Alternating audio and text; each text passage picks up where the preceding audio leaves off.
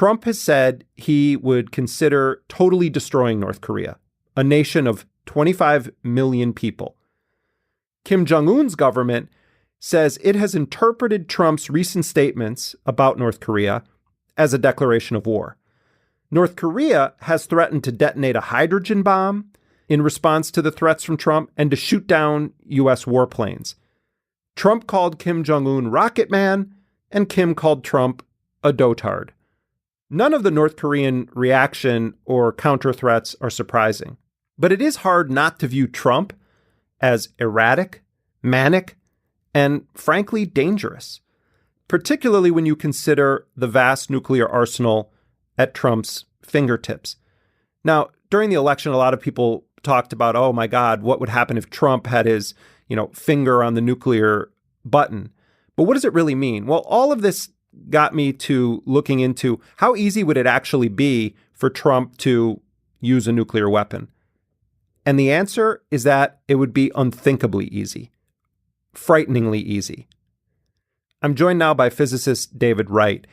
He is co-director of the Union of Concerned Scientists Global Security Program.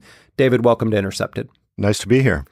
What is the current system for initiating a nuclear strike within the United States government? How does it work? Who holds that authority? What oversight is there? Surprisingly, there's less oversight, and it's more streamlined than I think most people realize. Ultimate authority lies with the President of the United States. There are various pieces of the procedure that are put in place to make sure that it's the person the president communicates to knows that it's the president and that kind of thing. But if you strip out those sort of authentication steps, it basically comes down to the president talking to advisors, which he or she may or may not do, deciding to launch, choosing an option either from a prepared list of options that the military has put together or developing a new one, and then calling what's called the War Room or the National Military Command Center in the Pentagon, telling them what option he's chosen, telling them when he wants the launch to take place. And that's basically it. The War Room then prepares a short message that's sent out to bomber bases, missile bases, and submarines. And as long as they get the right authentication codes, their job is to launch the attack they've been told to launch. A decision is being made by the president and the Joint Chiefs in the War Room at the Pentagon.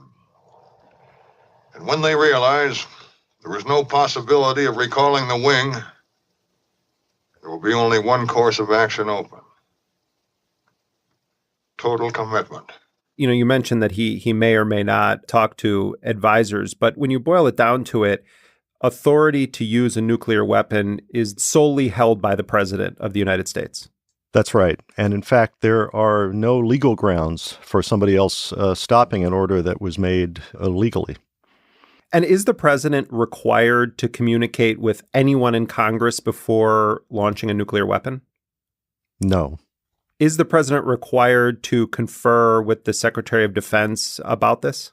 No. I mean, it's assumed that the president would, but there's no requirement. It sounds like what you're saying is that if the president of the United States, if Donald Trump decided that he wanted to use a nuclear weapon, that the only thing that could potentially stop it would be if individuals violated that order and said, I'm not going to do this. That's right. And they would be breaking the law in doing that. Yeah, some people have argued that people would have to decide, do they think this was made by the proper processes and things like that. But if they had no reason to believe that there was something wrong with the process, they would have no legal authority to do that. There's kind of this lore around what's called the nuclear football. Maybe you can explain what the nuclear football is and what its current iteration looks like. The procedure I just described assumed that the president was able to communicate with the people that he needed to through secure channels. If he's in the White House or the Pentagon, he can do that. If he's out on the road, you need to find another way to do that. And so the football is basically a bag that weighs about 45 pounds. It has secure communications equipment in it.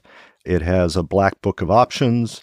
And it has a card, which is called the biscuit, which has codes on it that allows the president to convince the person at the Pentagon he's talking to that he is, in fact, the president who's sending this message. So basically, the idea behind the football is to allow the president to order a launch, no matter where he is. And for that reason, there has to be a military officer with him essentially at all times carrying this football. So as Trump travels around when he's at his golf courses or, when he's at a political rally calling NFL players sons of bitches, the nuclear football is somewhere not far away? That's right. Not too long ago, he was at Mar-a-Lago at a dinner with some supporters, and people were taking selfies with the military officer who had the football. This really is always near him.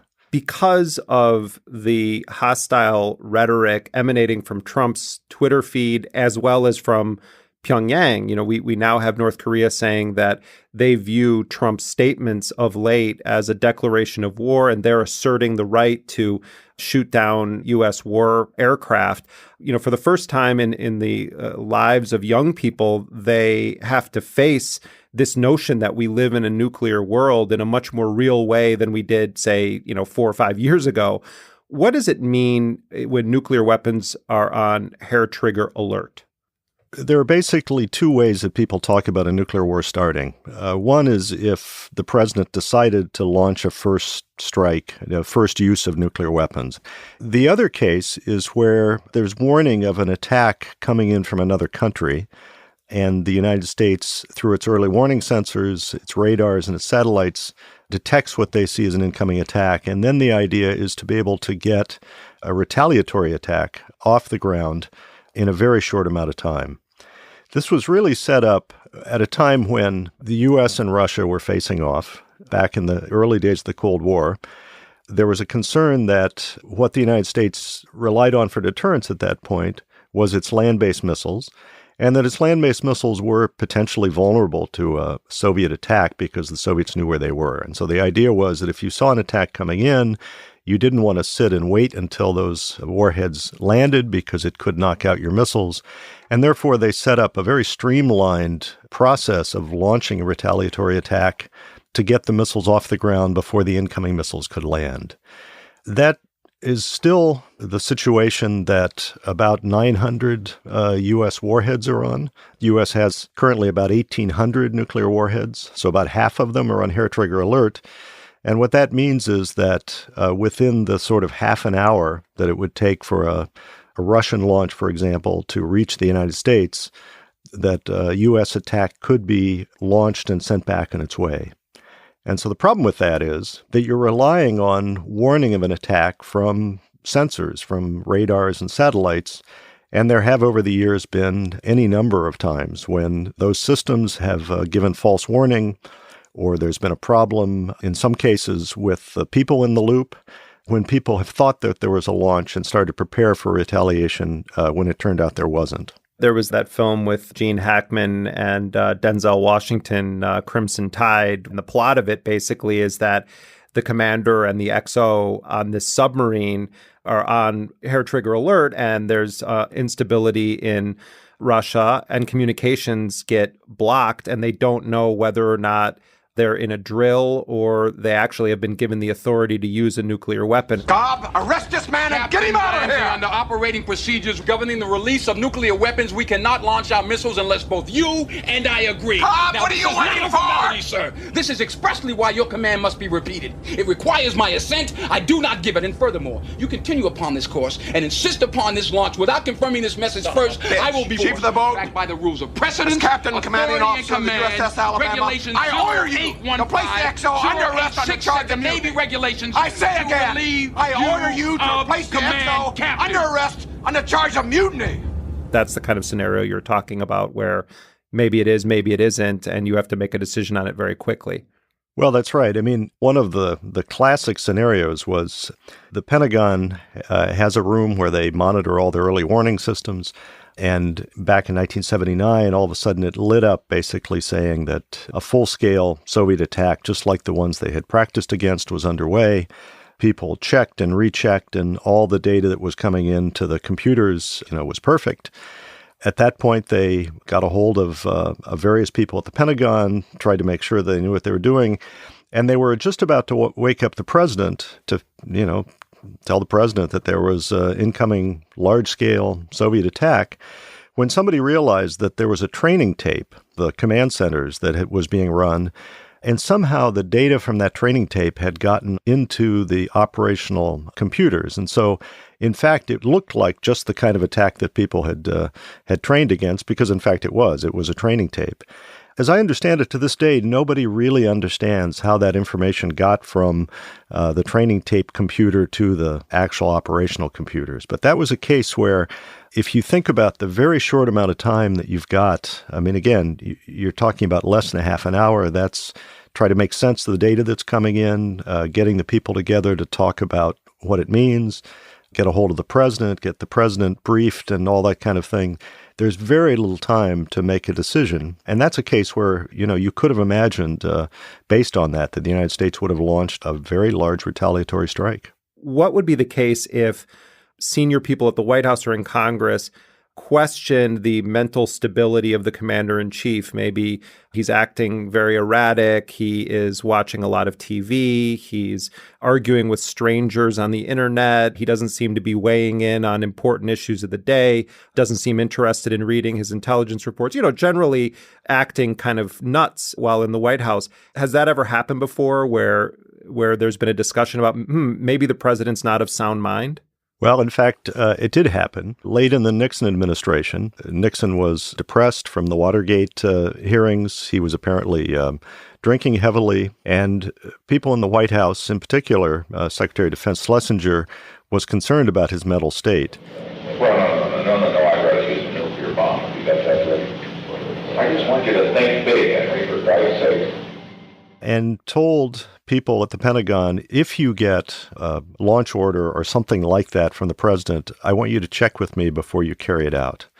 That was extra legal. That was not something that he was actually allowed to do. But I think there was a sense that this was an extraordinary time and that it was probably justified.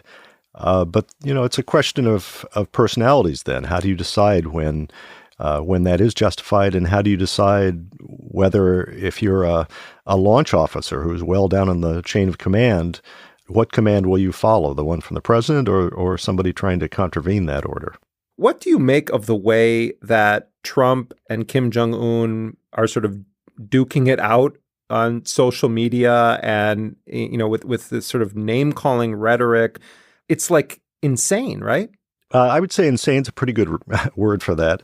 I have to say, it's just incredibly disturbing that when you're talking about having tens of thousands of lives, especially in South Korea, at risk if something happens. I mean, as I think people have probably heard in the press, that if there is something that happens on the Korean Peninsula, for example, if the United States decides to try and launch an attack, say a conventional attack to take out bunkers or things like that North Korea has a very large number of artillery tubes that are aimed at Seoul, which is, unfortunately quite close to the border between North and South Korea.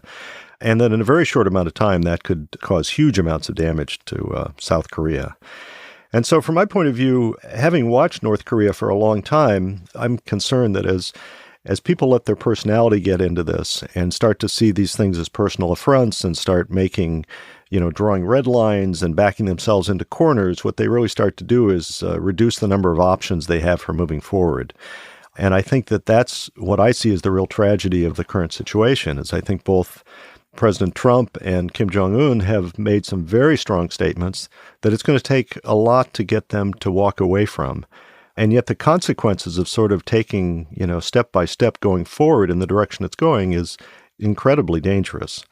When Kim Jong-un came out a couple days ago and basically made some very strong statements, one of the concerns is that what that essentially did, I think, is undercut any sort of quiet behind-the-scenes diplomacy. Because when Kim Jong-un comes out and says, we can't talk with this country that's essentially declared war on us, any kind of officials under Kim Jong-un who are trying to carry out some sort of, behind-the-scenes dialogue, puts them in a position of having to sort of cut those off if they're going to follow official position. And once that happens, I don't see what means you have to try and walk yourself back from this situation. I've watched North Korea for 25 years, and I've never been as worried as I am now about what may happen. David Wright, thank you very much for joining us. Very nice to be here. David Wright is the co-director of the Union of Concerned Scientists Global Security Program.